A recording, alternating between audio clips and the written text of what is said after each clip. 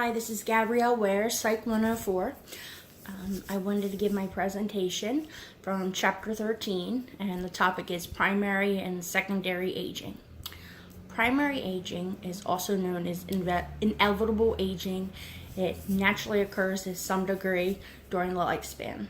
This can include wrinkles, which is loss of skin elasticity, gray hair, which is loss of melanin, which controls hair color. You can have different levels of hearing loss, usually when hearing high-pitched and very low speech. You can also have changes in your inner ear, but there are several causes and symptoms. Visual changes, you can get cataracts and narrowing of the visual field.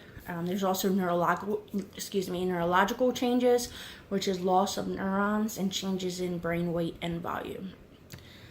You can treat the symptoms of primary aging, but you cannot stop the occurrence. There's different ways people try to stop the symptoms. Usually for wrinkles, a lot of women will resort to plastic surgery if the expensive creams and treatments don't work. People also dye their hair, which corrects the development of the gray hair. Some people just decide to naturally embrace the aging process.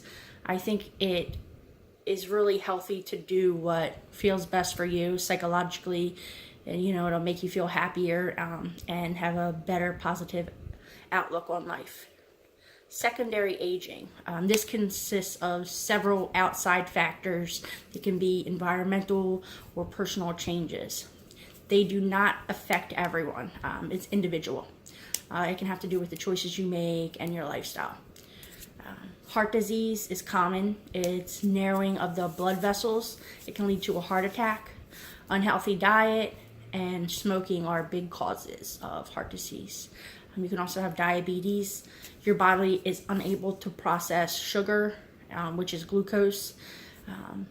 And that can be caused by inactivity, unbalanced diet, and also genetics. You can make changes by eating a balanced diet, exercising, not smoking, or abusing alcohol and drugs. Secondary aging, social status, and perception. Social status can influence secondary aging.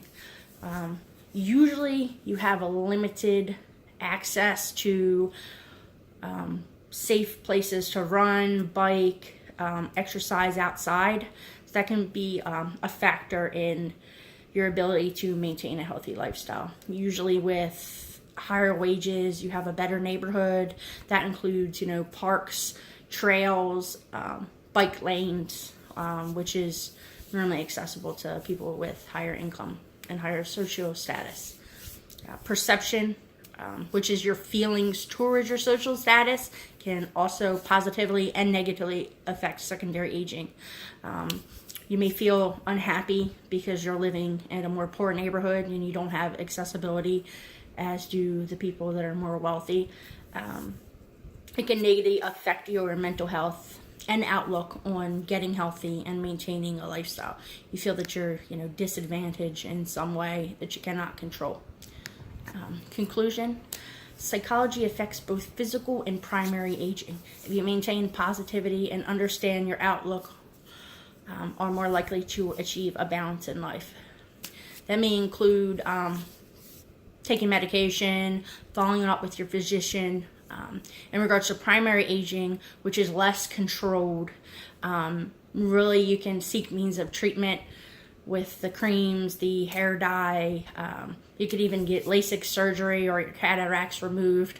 Whatever will help you feel better about yourself. You can also embrace the natural occurrence. Everything's normal, so these changes don't just happen to some people. When you get to a certain age, these changes will happen with you. I think you should treat it however you feel is best. It's all individual preference. This is my presentation. Again, my name's Gabrielle Ware, and this is for Psych 104. Thank you.